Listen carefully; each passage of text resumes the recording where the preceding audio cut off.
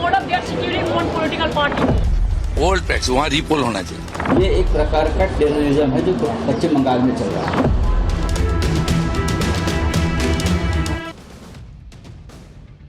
देखिए, बंगाल के exit poll की सब चर्चा कर रहे हैं, लेकिन आज बंगाल में दिन भर ग्राउंड पर जो हुआ, पहले उसकी बात करना जरूरी है, तभी आपको एग्जिट पोल और नतीजों में क्या हो सकता है उसका कनेक्शन समझ में आए।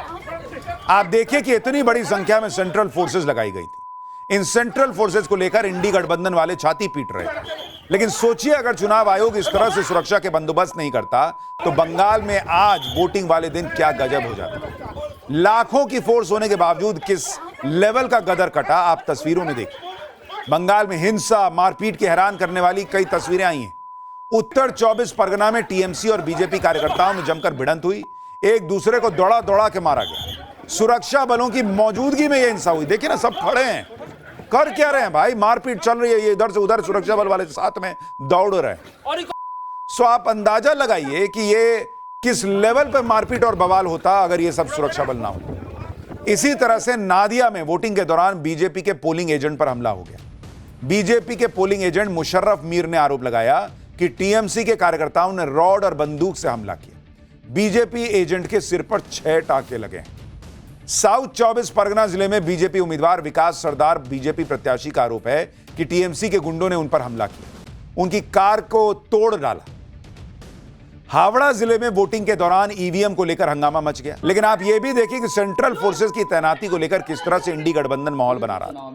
इंडी गठबंधन का तो कहना है कि बंगाल में इतनी सुरक्षा व्यवस्था लगाना टेररिज्म है, आतंकवाद की तरह है, मतदाताओं और उम्मीदवारों को आतंकित किया जा रहा है। सुनिए संजय राउत क्या कह रहे हैं। ये एक प्रकार का टेररिज्म है जो पश्चिम बंगाल में चल रहा है। 2.5 लाख से ऊपर पैरामिलिट्री फोर्स, उससे भी ज़्यादा हर राज्य से ऐसे ऐसे अधिकारियों को यहाँ लाया है जो अपने आप को एनकाउंटर स्पेशलिस्ट मानते हैं। ऐसे अधिकारी लाकर मतदाताओं को, उम्मीदवारों को टेरराइज कर रहे हैं। आप सोचिए बॉस, जिस राज्य में मारपीट, एक दूसरे पे पत्थर चलाना, बम चल जाना, ऐसी ऐसी घटनाएं हो रही हैं, संजय राउत कह रहे हैं कि वहां सुरक्षा बल लग गया तो टेररिज्म हो गया। बंगाल में लोगों की सुरक्षा बढ़ाई गई ताकि वो बिना डर के वोट कर सके, केंद्रीय सुरक्षा बलों को तैनात किया गया, तो इनको आतंकवाद दिख रहा है। और जो रफेल है वो डिप्लॉय करना बाकी है, आप वो भी कर दो। जो चीज आपको बांग्लादेश और पाकिस्तान के खिलाफ करना चाहिए वो आप बंगाल के लोगों के खिलाफ कर रहे हो और हमें बांग्लादेशी बुलाते हो।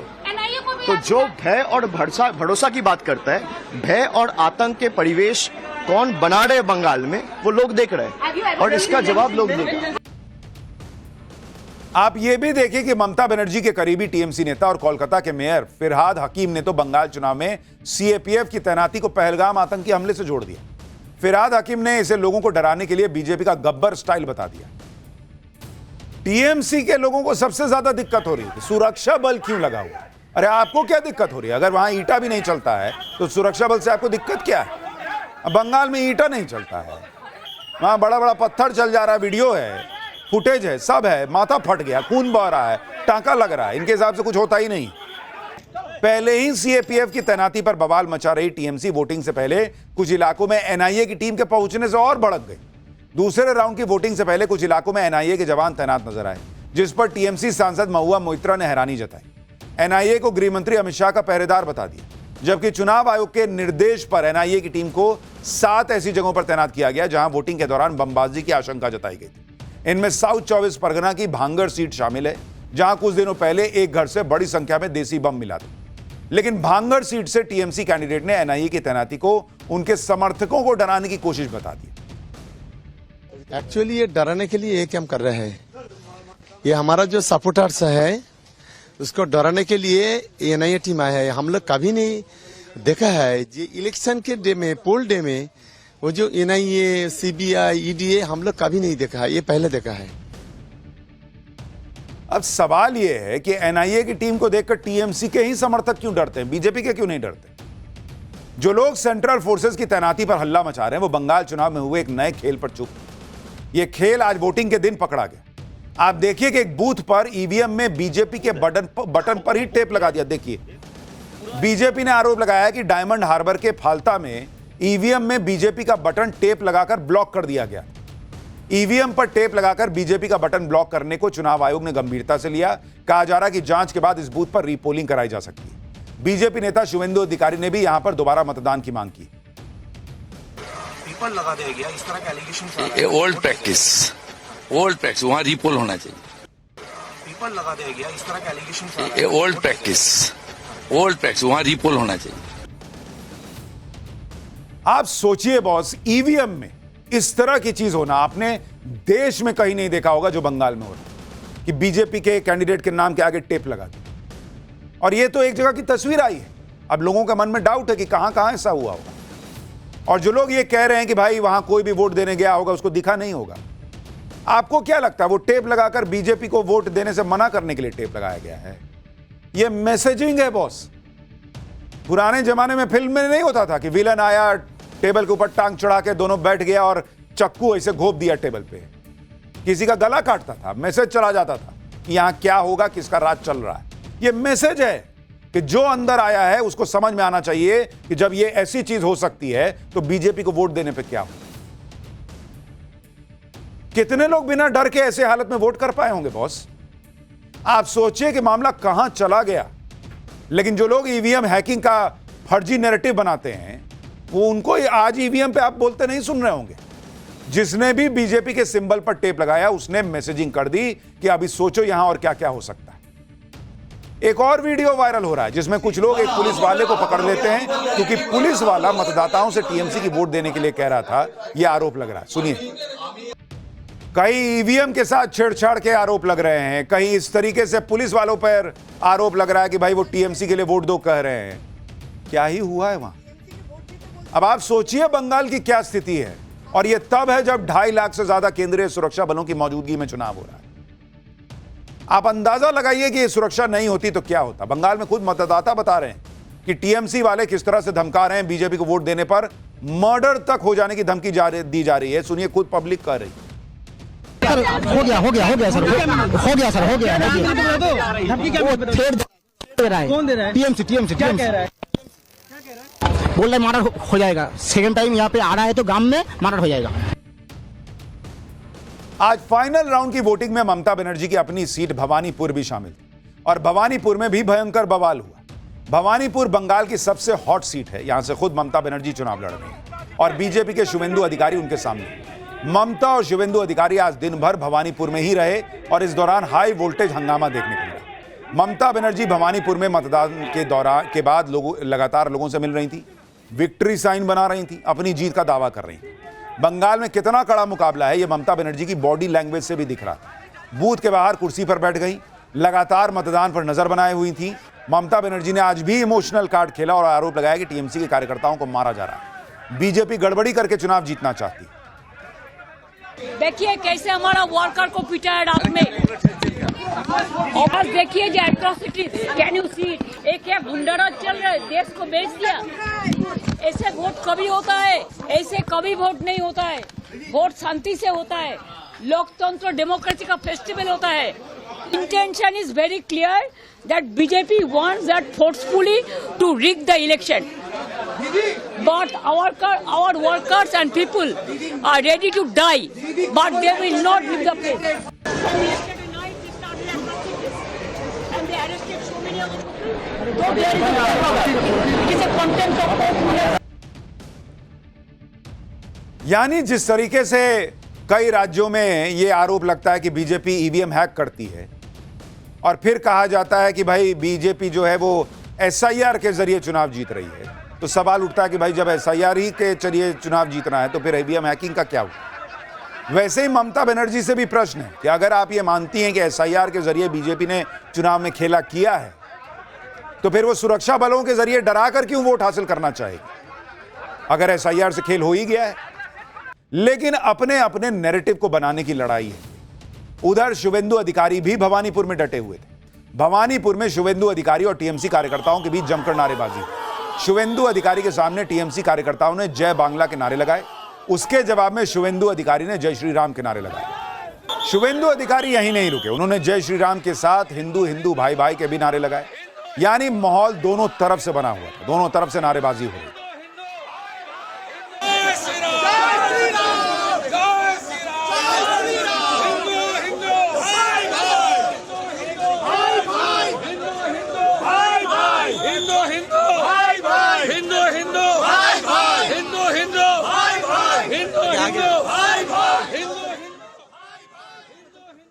शुवेंदु अधिकारी और टीएमसी कार्यकर्ताओं के बीच झड़प लगातार बढ़ती जा रही थी। हालत यह हो गई कि टीएमसी कार्यकर्ताओं ने शुवेंदु अधिकारी को ही घेर लिया।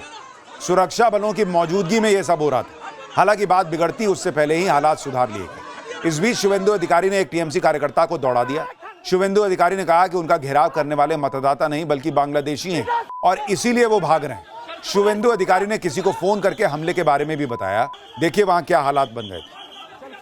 আরে 217 নম্বর বুথ জয়েন ভবন আমাকে অ্যাটাক করছে মমতার লোকরা। আপনারা আর লোকগুলো অ্যাসেম্বলি কি করছেন আপনি? 217 নম্বর বুথ যতক্ষণ না আপনি আসছেন আমি যাচ্ছি না। মমতা কি গুন্ডা লোক? They are not the voter, they all are outsiders. इधर ममता बनर्जी सुरक्षा में तैनात केंद्रीय सुरक्षा बलों पर भड़क रही थी। ममता बनर्जी ने आरोप लगाया कि केंद्रीय सुरक्षा बलों की मदद से बीजेपी गड़बड़ी करा रही। ममता ने कहा कि कई बूथों पर राज्य पुलिस के जवान हैं ही नहीं, सारे बूथ केंद्रीय सुरक्षा बलों ने कैप्चर कर लिए। ममता ने चुनाव की निष्पक्षता पर सवाल खड़े कर दिए। वहीं अभिषेक बनर्जी कह रहे हैं कि मतदाताओं पर लाठीचार्ज से भयमुक्त चुनाव कैसे होगा। And CRPF cannot torture like this. See, no state police is there. What none of the booths are state police. None of the booths. All they are captured. Is it their duty? They should secure the border. Instead of secure the border, they are securing one political party. I'm sorry, I have never seen this type of thing. Because in my life, I'm fighting my election since 1984. And this time the atrocities terrible. এত atrocity হচ্ছে, এত অত্যাচার হচ্ছে। Even আমার পাড়ায় দুটো পর্যন্ত মেয়েদের মেরেছে। আর কয়েকটা ওসি নিউলি ডেপুটেড হয়েছে কালীঘাট, ভবানীপুর, লাইক চিত্রা। কি যে করছে আর কি যে না করছে আপনারা কল্পনা করতে। अगर वोटर्स के ऊपर लाठीचार्ज किया जा रहा है तो भयमुक्त इलेक्शन कैसे होगा? तो भय तो आप ही दिखा रहे हो। भाई तृणमूल का बात छोड़ दो, अभी आप ही ने पूछा ना बाली में जनरल वोटर्स के ऊपर लाठीचार्ज हो रहा है, वो तो तृणमूल नहीं है। तो आप चाहते ही नहीं हो। अगर 30 लाख लोगों को आपने वोट देने से रोक दिया है तो आतंक और भय का परिवेश कौन फैला रहे? इन लोग बोलते कुछ और है, करते कुछ और है। 15 लाख का वादा दिया और 1500 करोड़ का पार्टी ऑफिस अमित शाह के पार्टी ने बनाया। तो अगर भय का बात कर रहे हैं तो भय ये फैला रहे और भरोसा दीदी और तृणमूल दे रहे। यानी ममता बनर्जी हो या अभिषेक बनर्जी, वो तमाम तरह के आरोप लगा रहे हैं सुरक्षा बलों पर, उनके इस्तेमाल पर। चुनाव को प्रभावित किया जा रहा है इसको लेकर। इसके पहले एसआईआर पर हंगामा था, लेकिन लास्ट में अपनी जीत का दावा भी ठोक दे रहे हैं। भाई सब जब ऐसा हो रहा है, आपके हिसाब से गलत हो रहा है, तो आप जीत कैसे रहे हो? भवानीपुर में दिन भर गजब का हंगामा हुआ।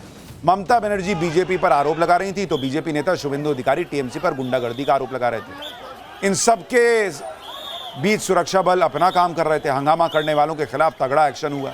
पुलिस ने हंगामा करने वालों को बलपूर्वक खदेड़ दिया। देखिए वहां क्या हुआ।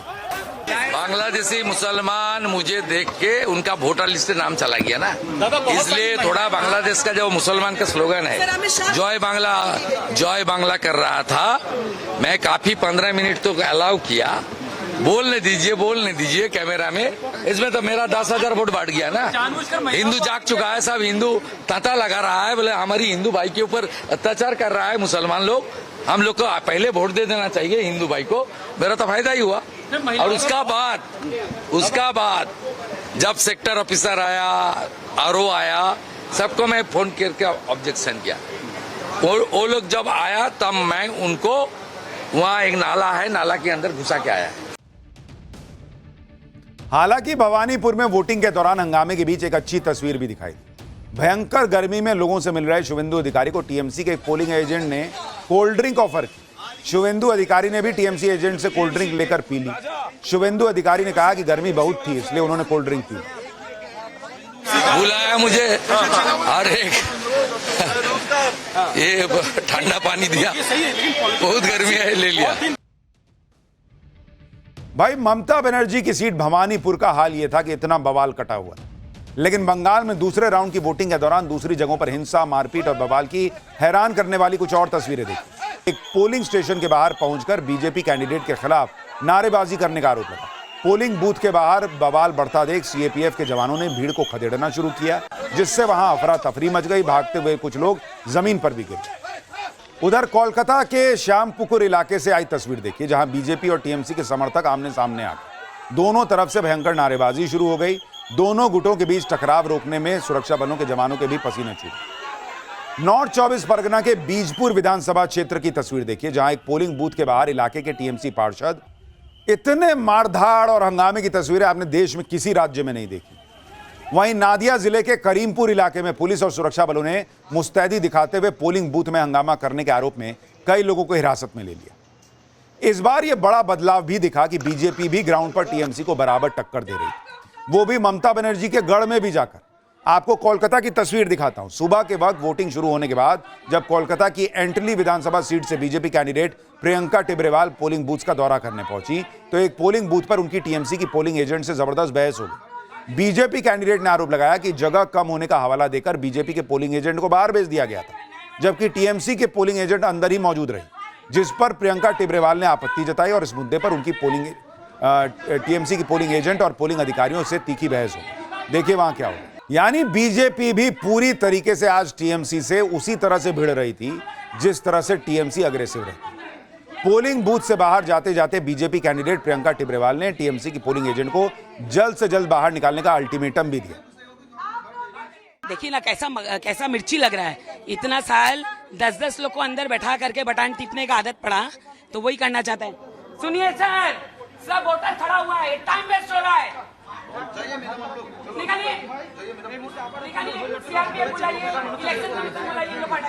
फाइनल राउंड की वोटिंग में गदर ही मच गया बॉस।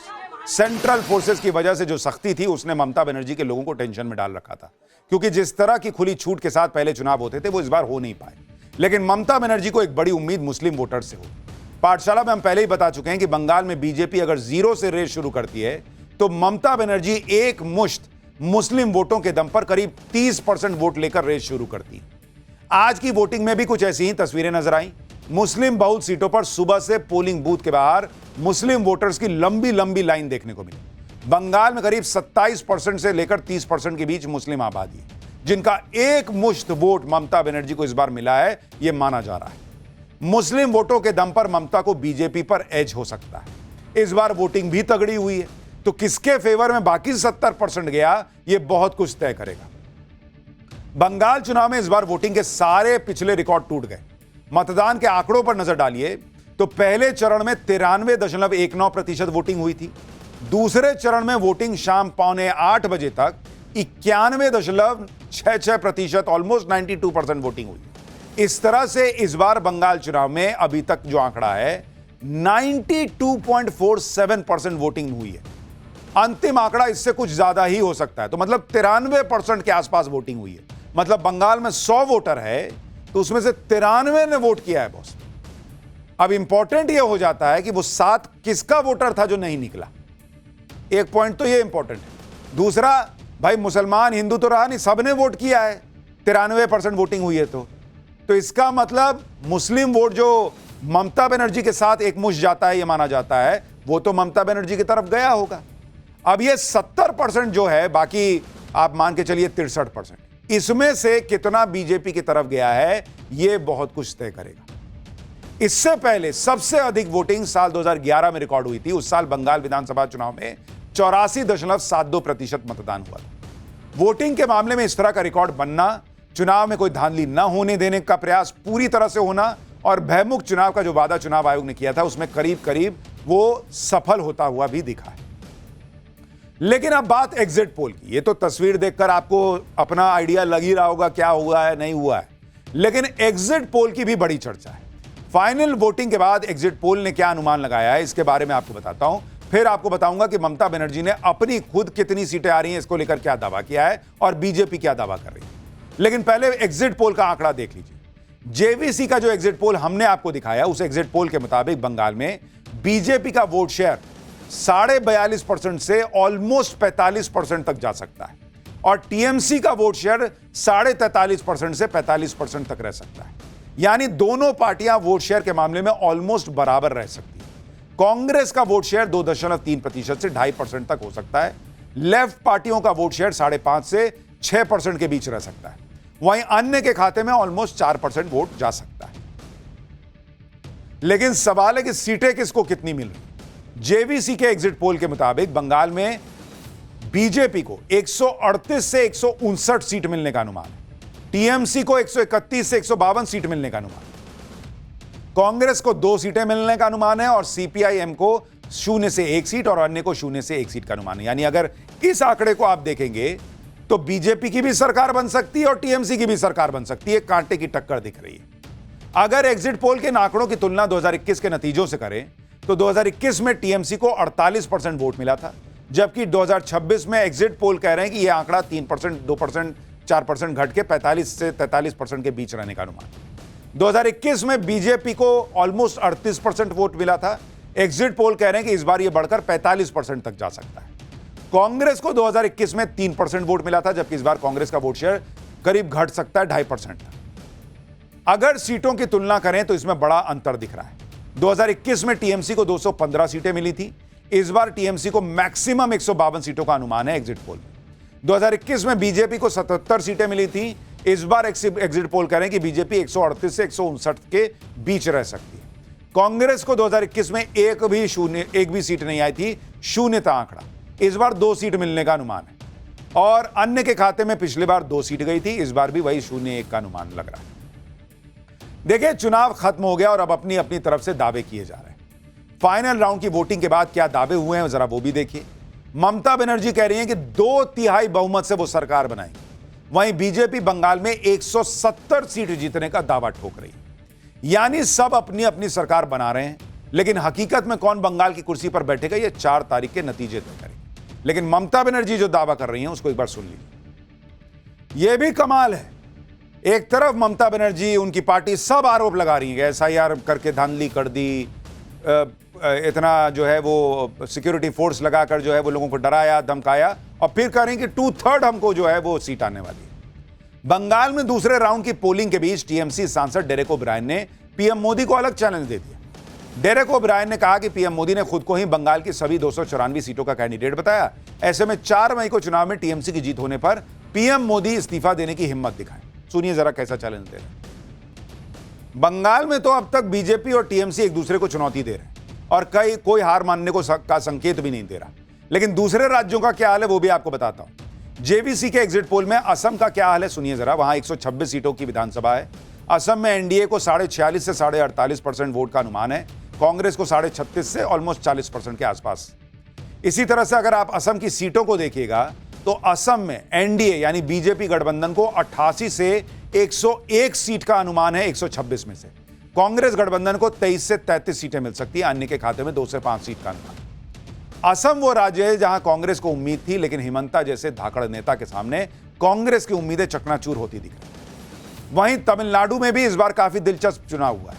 जेवीसी के एग्जिट पोल के मुताबिक एआईएडीएमके गठबंधन को 38 से लेकर 40% वोट मिलने का अनुमान है और डीएमके को 35 से 38% के बीच। तो ऐसे में अगर आप सीटों का आंकड़ा देखिएगा तो जेवीसी के एग्जिट पोल के मुताबिक तमिलनाडु में सरकार बदल रही है। एआईएडीएमके गठबंधन को 128 से 147 सीटें मिल सकती हैं 234 सीटों वाली विधानसभा में। डीएमके गठबंधन 75 से 95 पर सिमट सकती है अनुमान है। टीवीके को 8 से 15 सीटें मिलने का अनुमान है और अन्य को एक भी सीट नहीं मिलेगी, एग्जिट पोल का अनुमान है। यानी तमिलनाडु में सत्ता परिवर्तन हो सकता है। असम में बीजेपी फिर सत्ता में लौट रही है। बंगाल में बीजेपी के चांसेस दिख रहे हैं, लेकिन टीएमसी भी रेस में शामिल है। इसी तरह से केरलम का हाल भी आपको बताता हूं। तमिलनाडु में 5 साल में सरकार बदलने का ट्रेंड भी रहा है। अगर यही ट्रेंड रहा तो डीएमके सत्ता से बाहर हो सकती है, एनडीए सत्ता में आ सकती है। लेकिन केरलम का हाल क्या है? जेवीसी एग्जिट पोल के मुताबिक एलडीएफ को, जिसकी वहां पर अभी लेफ्ट की सरकार है, उसको 38.2% से लेकर 40.6% वोट मिलने का अनुमान है। यूडीएफ को 41 से 42 साढ़े 42% वोट का अनुमान है। एनडीए को 16% के करीब वोट मिलने का अनुमान है। इसी तरह से अगर आप इसको सीट में कन्वर्ट कीजिएगा तो जेवीसी के एग्जिट पोल के मुताबिक एलडीएफ को 52 से 61 सीटों का अनुमान है। यूडीएफ को 72 से 84 सीटों का अनुमान है और एनडीए को 3 से 7 सीटें मिलने का अनुमान है, जो कि अगर बीजेपी को सीटें वहां आती हैं, एनडीए को सीटें आती हैं केरल में, तो यह बड़ी बात होगी। लेकिन एग्जिट पोल दावा कर रहे हैं कि लेफ्ट जो है वो सत्ता से केरल में बाहर हो सकता है और कांग्रेस वहां पर सरकार बना सकती है। जेवीसी के एग्जिट पोल के मुताबिक पुडुचेरी का हाल देखिए, वहां एनडीए को ऑलमोस्ट 39% वोट मिल सकता है और कांग्रेस गठबंधन को 38.2%। सीटों के लिहाज से अगर आप पुडुचेरी को देखिएगा तो एनडीए को 15 से 17 सीटें मिलने का अनुमान है 30 सीटों वाली विधानसभा में और कांग्रेस को 11 से 13 सीटें मिलने का अनुमान है। टीवीके को 1 से 2 सीट मिल सकती है। यानी मोटे तौर पर एग्जिट पोल यह दावा कर रहे हैं कि बंगाल में टफ फाइट, लेकिन बीजेपी की सरकार बन सकती है। असम में बीजेपी की सरकार बन रही है, तमिलनाडु में बीजेपी गठबंधन की सरकार बन सकती है, केरलम में कांग्रेस गठबंधन की सरकार बन सकती है और पुडुचेरी में एनडीए गठबंधन की सरकार बन सकती है। पाठशाला में वक्त है अब अगले चैप्टर का। आधे घंटे में 4 मंजिलें जलकर कैसे खाक हो गई, गाजियाबाद में कैसे आग लगी, सब कुछ कैसे तबाह हो गया, हाई राइज बिल्डिंग और मॉल आग से कितने सेफ हैं, आपके घर में फायर सेफ्टी के कितने इंतजाम हैं इस भयंकर गर्मी के बीच, अब इसका चैप्टर देखिए। अप्रैल में पड़ रही भीषण गर्मी ने पहले ही लोगों की हालत खराब कर रखी। अब इस गर्मी में जगह जगह लग रही आग ने मुसीबत बढ़ा दी। सबसे ज्यादा खतरे में वो लोग हैं जो हाई राइज बिल्डिंग में रहते हैं। आप तस्वीर देखिए, इसको देखकर लोगों की रूह कांप गई है बॉस। ये तस्वीरें गाजियाबाद से आई, वो हाई राइज बिल्डिंग में रहने वालों के लिए खतरे की घंटी बजाती तस्वीरें बॉस। देखिए धुआं, देखिए बिल्डिंग में रह रहे थे वो अभी तक बिल्डिंग के अंदर जाने की हिम्मत नहीं जुटा पा रहे। इस तरह की भयानक आग में जलती हाई राइज बिल्डिंग को शायद ही किसी ने कभी देखा। आप सोचिए कि कुछ ही देर में बिल्डिंग के 4 फ्लोर जलकर पूरा खाक हो गए। फायर ब्रिगेड को आग बुझाने में घंटों मशक्कत करनी पड़ी। यह आग दिन में लगी थी, सिर्फ इसी वजह से लोगों की जान बच भी पाई। गर्मी में आग लगने की घटनाएं लोगों को कैसे डरा रही हैं, आप खुद देखिए। गाजियाबाद में 15 मंजिला बिल्डिंग के 4 फ्लोर जलकर खाक हो गए। कोटा में एक शोरूम में आग लगी, पूरा मॉल जल उठा। उन्नाव में चलती बस आग का गोला बन गई। पंजाब में एक वेयरहाउस में आग लगी जिसमें छत और दीवारें तक गल गई। देखिए, यह सही है कि गर्मियों में आग लगने की घटनाएं हर साल बढ़ जाती हैं, लेकिन यह भी सही है कि फायर सेफ्टी को लेकर जिस तरह की लापरवाही बढ़ती जाती है उसकी वजह से भी हादसे बढ़ जाते हैं। और एक बड़ी चिंता की बात यह है कि अप्रैल में इस बार इतनी गर्मी पड़ गई कि इस तरह के हादसे होने लगे।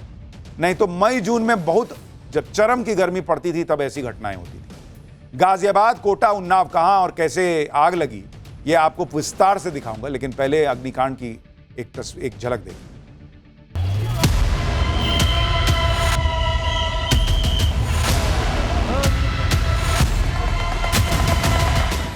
अपनी जान बचा के हम देखे सबको हाथ पैर कांप रहे थे। मैं तो रो के किसी ढंग से मुझे लेके नीचे आए। वहाँ देख के हम लोग नीचे भाग आए, सब्जी बना रहे थे।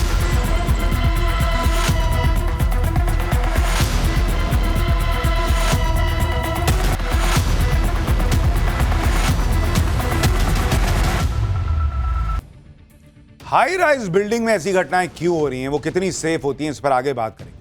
लेकिन पहले गाजियाबाद में लगी भीषण आग की डरावनी तस्वीरें देखिए। इंदिरापुरम की गौर ग्रीन एवेन्यू सोसाइटी में आज सुबह आग भड़क गई। बताया जा रहा है कि टावर डी के 9वें फ्लोर पर सबसे पहले आग लगी और आग देखते ही देखते कई मंजिलों तक फैल गई। आप हालत देखिए बॉस, किस तरह से भयंकर आग लगी हुई। दूर दूर तक सिर्फ धुआं ही दिख रहा था। मात्र आधे घंटे में 4 फ्लोर एक साथ जलने लगे।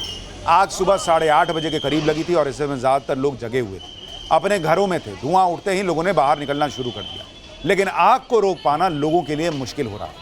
आग को बुझाने के लिए कैसे लोगों ने पाइप से पानी डालना शुरू किया, पहले उसकी तस्वीरें देखिए, उसके बाद बताऊंगा कि इस भीषण अग्निकांड में लोगों की जान कैसे बच पाई। गौर ग्रीन एवेन्यू सोसाइटी में कुल 6 टावर हैं, करीब 600 फ्लैट हैं, जिसकी कीमत 1.5 से 2.5 करोड़ के बीच। बताया जा रहा है कि एक टावर डी के फ्लैट में कुछ कंस्ट्रक्शन का काम चल रहा था, आग वहीं भड़की। सबसे पहले बालकनी से आग की लपटें दिखाई दी। एसी और इलेक्ट्रॉनिक आइटम की वजह से आग और भड़क गई और फैलने लगी। यह भी बताया जा रहा है कि आग लगते ही बिल्डिंग में लगे फायर फाइटिंग सिस्टम ने काम करना शुरू कर दिया था। बिल्डिंग में आग बुझाने के लिए लगा पानी का सिस्टम ऑन हो गया था, लेकिन आग इतनी भीषण थी कि वो फैलती चली गई। आग लगने की सूचना मिलने के बाद फायर ब्रिगेड की 2 गाड़ियां मौके पर पहुंच भी गई, लेकिन फायर ब्रिगेड की गाड़ी में इतना प्रेशर नहीं था पानी का कि वो 9वीं मंजिल तक पानी पहुंचा पाए। ऐसे में हाइड्रोलिक मशीन मंगवाई, तब तक आग 12वीं मंजिल तक पहुंच गई थी। मौके पर मौजूद हमारी सहयोगी श्वेता श्रीवास्तव की यह रिपोर्ट देखिए। लगातार पानी का छिड़काव किया जा रहा है जमीन, क्योंकि सबसे बड़ी चिंता है कि एक के बाद एक सटे हुए फ्लैट्स होते हैं ऊपर नीचे भी और अगल बगल भी। अगर गर्मी बहुत ज्यादा होती है, हर तरफ धुआं ही धुआं फैल जाता है, तो लोगों के लिए सांस लेने में भी दिक्कत बहुत बड़ी आती है। यहाँ थोड़ा और पास आकर के मेरे विजय मोहन आपको दिखा रहे हैं, जरा तस्वीरें देखिए। ऊपर से फायर ब्रिगेड की टीम जो एलिवेटर है उस पर चढ़ करके पानी की तेज बौछार करके अब पूरी तरह से इस आग को शांत करने की कोशिश में। और अगर आप मोहन दिखा पाए तो जो ऊपरी मंजिल है वहाँ एक फायर ब्रिगेड का कर्मी आपको नजर भी आ रहा होगा, जो वो उस फ्लैट के अंदर दाखिल हो चुका है और वहां जाकर के वो पानी का छिड़काव करे। बहुत रिस्की होता है, ये भी समझना होगा फायर कर्मियों के लिए भी। इस तरह की सिचुएशन में किसी फ्लैट के अंदर जाकर के, जहां गर्मी हर तरफ होती है, धुआं हर तरफ होता है, आग की लपटें बची हुई होती हैं, वहां जाकर अपनी जान जोखिम में डाल करके ये जो हमारे फायर कर्मी है वो इस वक्त आग बुझा रहे हैं। और लगभग 80% अगर बोला जाए तो आग पर काबू पा लिया गया है। यानी फायर फाइटर्स ने भी आग अपनी जान को जोखिम में डालकर आग बुझाने की पूरी कोशिश की। आग इतनी भीषण थी कि फायर ब्रिगेड की 17 गाड़ियों को बुलाना पड़ा। करीब 3 घंटे की मशक्कत के बाद आग पर काबू पाया जा सका। इस हादसे में 4 फ्लोर के कई फ्लैट पूरी तरह से जल गए। गनीमत रही कि हादसे में किसी की जान नहीं। आग की लपटों में घिरी बिल्डिंग के अंदर जाना और आग बुझाना बेहद मुश्किल काम था, लेकिन फायर फाइटर्स ने अपनी पूरी ताकत लगा दी। आप देखिए तस्वीरें, 12वीं फ्लोर से 2 बुजुर्ग लोगों को भी रेस्क्यू किया गया। बताया जा रहा है कि दोनों की तबीयत पहले से खराब थी। एक बुजुर्ग महिला को तो गेट का ताला तोड़कर बाहर निकाला गया। जिन लोगों के फ्लैट इस हादसे में जल गए, सुनिए उन्होंने क्या बताया। मैम आपका फ्लैट था, क्या हुआ था मैम, कुछ पता है? नहीं पता है, 9th फ्लोर से लगा है, 9th फ्लोर से। अच्छा, और आप भी 9th फ्लोर पे थी? 10th पे। तो आप लोग क्या कर रहे थे, सुबह का वक्त था? वो तो धुआं देख के हम लोग नीचे भागा है, सब्जी बना रहे थे। सब्जी बना रहे थे, सब कुछ छोड़ के ऐसे ही भागा है। डर गए थे बहुत ज्यादा, बस अपनी जान बचा के हम देखे सबको निकले। मेरे हाथ पैर कांप रहे थे, मैं तो रो रो के किसी ढंग से मुझे लेके नीचे आए। अच्छा, सभी लोग तुरंत, जो जितने लोग फ्लैट में थे सब भागे वहाँ से? चले आए वहाँ से। मैं नीचे पार्क में ही थी जब ब्लास्ट हुआ, बहुत तेज आवाज हुई और धुआं उठ रहा था बहुत ऊंचा। हमने सबको बताया, हम 2-3 लेडीज थे, तो फिर इमीडिएट एक्शन हुआ, गार्ड वगैरह भेजा गया, तब तक बहुत फैल गई थी। यानी लोग घबरा गए थे और जिनके घर में आग नहीं लगी, अब चूंकि आग ऊपर फैल रही थी, 9th फ्लोर में लगी, 10वें 11वें 12वें तक पहुंची, वो सारे लोग अब रो रहे हैं, दुखी हैं, क्योंकि उनकी कोई गलती भी नहीं, लेकिन उनका पूरा घर जो है वो जलकर तबाह। आग लगने की घटना कहीं भी हो सकती है, लेकिन हाई राइज बिल्डिंग में अलग मुसीबत ये होती है कि आग तेजी से ऊपर की तरफ बढ़ती है और जो लोग ऊपर फंसे होते हैं उन्हें बाहर निकालने का मौका भी कई बार नहीं मिल पाता। लेकिन गाजियाबाद में हुए हादसे के दौरान आसपास के लोगों ने एक दूसरे की बहुत मदद की।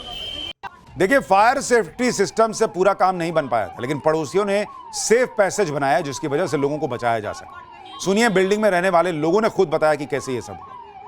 मेरे आपके जो बालकोनी से आग लगती हुई दिखी है, हम सारे लोग एज ए रेजिडेंट, बाहर के लोग भी अंदर आए हैं तो देखा 7वें 8वें फ्लोर में एक के अंदर आग लगी हुई थी, सिर्फ एक के अंदर आग लगी हुई थी। 2 या 3 आपके फायर टेंडर थे, लेकिन फायर टेंडर को यहाँ से जाने का रास्ता नहीं मिला है। 8:30 बजे के करीब आग लगी है। अब किसी के ये बताया गया किसी घर में लकड़ी का काम चल रहा था, तो शायद शॉर्ट सर्किट है या कोई और रीज़न है, तो अब इन्वेस्टिगेशन का मामला है, पता नहीं है उसके बारे में। एक कहीं ऐसा लगता है पूरी सोसाइटी का नुकसान हुआ, नाम खराब होता है, सब कुछ होता है। और जो कर रहे हैं लगता है, मतलब कि अगर ऐसे आप लोग रह रहे हैं और अचानक इस तरह की, तो हाँ कहीं भी होती है भाई, डर तो हो ही जाता है। एक तरफ से पता चला हवा चल रही है, दूसरे एक ब्लॉक से दूसरा फैलने के लिए, रोकने के लिए जो भी एफर्ट हो रहे हैं। 9 फ्लोर से डी ब्लॉक के उनसे निकल रहा था धुआं और 10 मिनट के बाद वो आगों के लपटे उसने ऊपर और नीचे। सबसे पहले क्या किया सर? आप लोग ने सबसे पहले वहाँ से सबसे पहले तो देख ही रहे थे, हम कुछ नहीं कर सकते थे। क्योंकि हमारे हाथ में कोई पानी थोड़ा या कोई चीज था, ये तो सोसाइटी करेगी, या फोन्स गए थे या गाड़ियां आ सकती थी, उसी से कंट्रोल हो सकता था। आज गाजियाबाद में जो हादसा हुआ उससे हाई राइज बिल्डिंग में रहने वाले लोगों को सबक लेने की जरूरत है। इतने बड़े हादसे के बाद भी लोगों की जान सिर्फ इसलिए बची कि यहाँ के लोगों ने सेफ्टी के इंतजाम पहले से कर रखे थे, एक दूसरे की मदद की। बताया जा रहा है कि सोसाइटी में 140 से अधिक फायर एक्सटिंग्विशर लगे हुए, हर टावर में हाइड्रोलिक पाइप सिस्टम लगा हुआ है, जिसकी वजह से आग को फैलने से रोकने में मदद मिली। सोसाइटी के लोगों ने बताया कि फायर फाइटिंग सिस्टम करीब 70 लाख रुपए की लागत से तैयार हुआ है। इतने इंतजाम के बाद भी इस अग्निकांड में कितना बड़ा नुकसान हुआ, आप देखिए इस रिपोर्ट।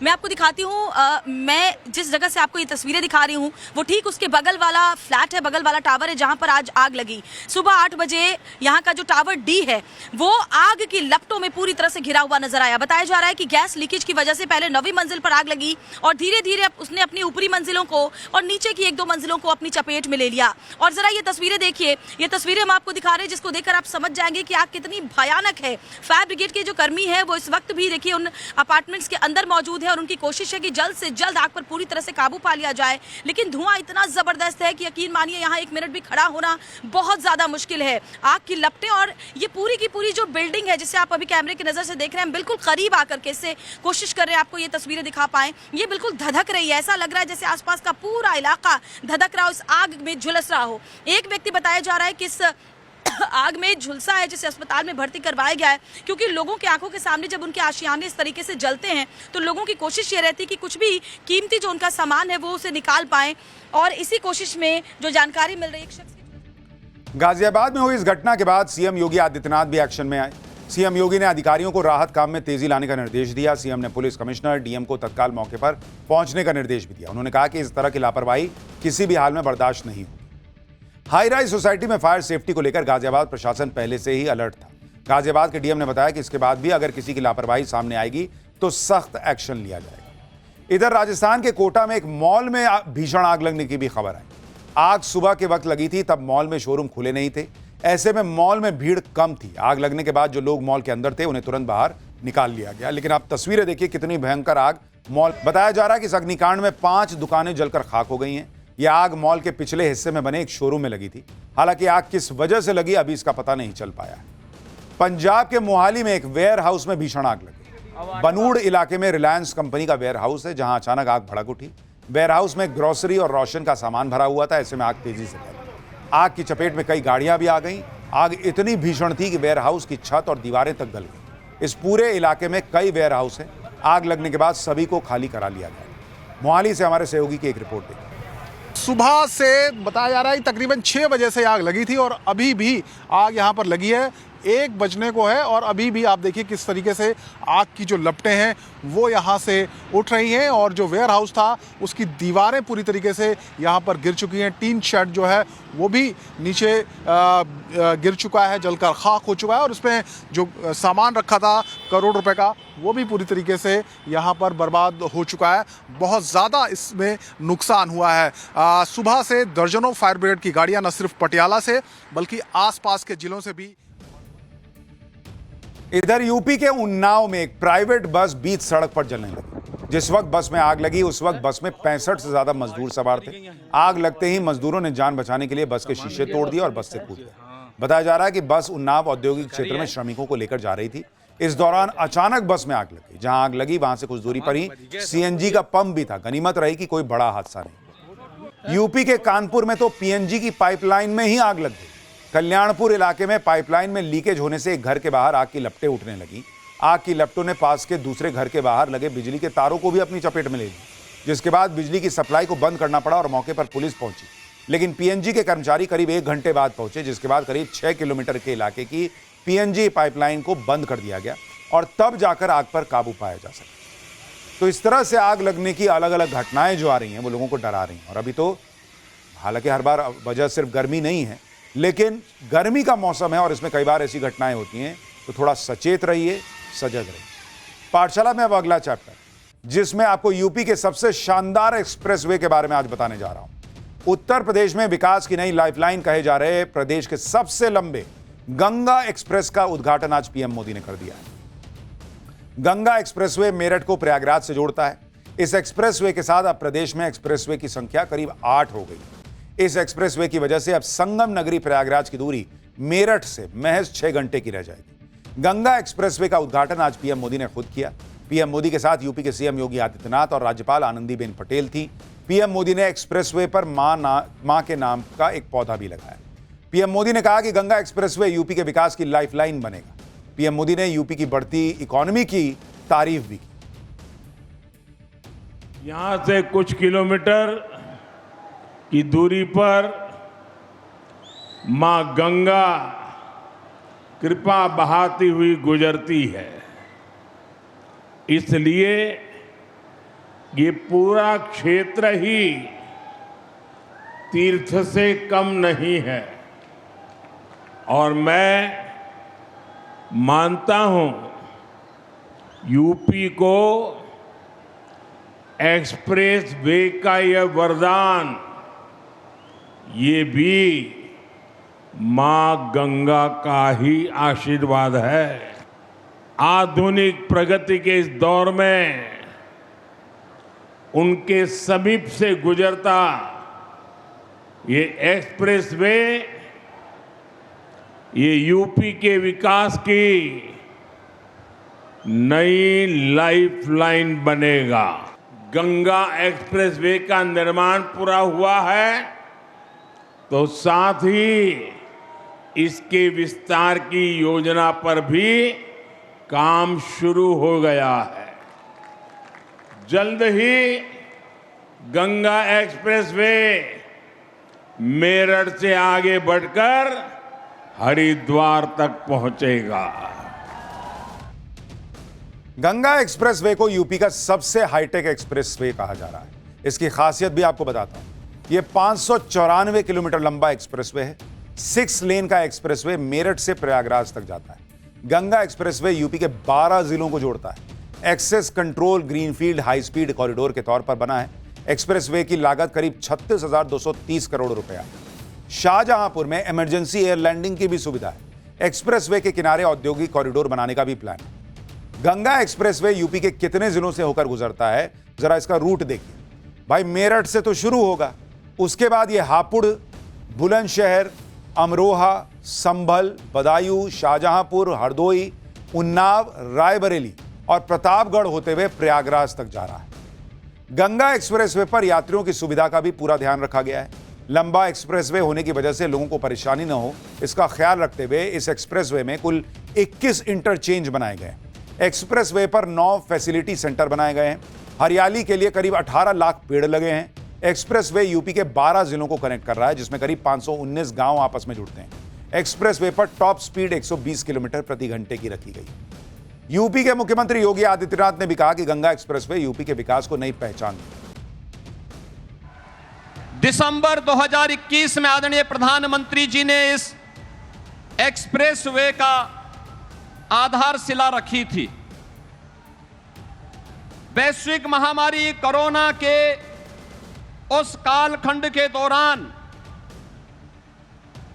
इसके जमीन अधिग्रहण की कार्रवाई करने के साथ ही इस पूरे कार्यक्रम को आगे बढ़ाने और एक समय सीमा के अंदर इसे पूरा करने का विजन आदरणीय प्रधानमंत्री जी ने जो उत्तर प्रदेश को दिया और पूरे देश के अंदर आज जब हम नए भारत का दर्शन कर रहे हैं तो उस नए भारत के नए उत्तर प्रदेश में यह आधुनिक इंफ्रास्ट्रक्चर जो हमारे आवागमन को तो सरल बना ही रहा है, बल्कि हमारी अर्थव्यवस्था को भी एक नई ऊंचाई प्रदान कर रहा है। ब्रेक के बाद पाठशाला में आपका फिर से स्वागत है। प्रधानमंत्री नरेंद्र मोदी ने आज काशी विश्वनाथ में पूजा अर्चना की। इसकी बहुत चर्चा इसलिए आज दिन भर हुई क्योंकि आज बंगाल में फाइनल राउंड की वोटिंग भी चल रही थी। लेकिन यह भी एक गजब का संयोग है कि करीब 14 बार ऐसा हुआ है कि जब जब कहीं वोटिंग हुई है, पीएम मोदी किसी न किसी तीर्थ स्थान पर भगवान का आशीर्वाद लेने गए। और उससे भी बड़ा संयोग यह है कि उन 14 बार में ऑलमोस्ट 80% टाइम बीजेपी चुनाव जीत गई है। वो वाला बीजेपी उम्मीद कर रही होगी कि पीएम मोदी के साथ ये सुखद संयोग 5 राज्यों के विधानसभा चुनाव में भी बना रहे और शायद वो बंगाल भी जीत पाए। लेकिन देखिए क्या होता है। 4 मई को टाइम्स नाउ भारत पर नतीजों के लिए जरूर जुड़िएगा। For more such informative videos, like, share and subscribe to ET Now Swadesh.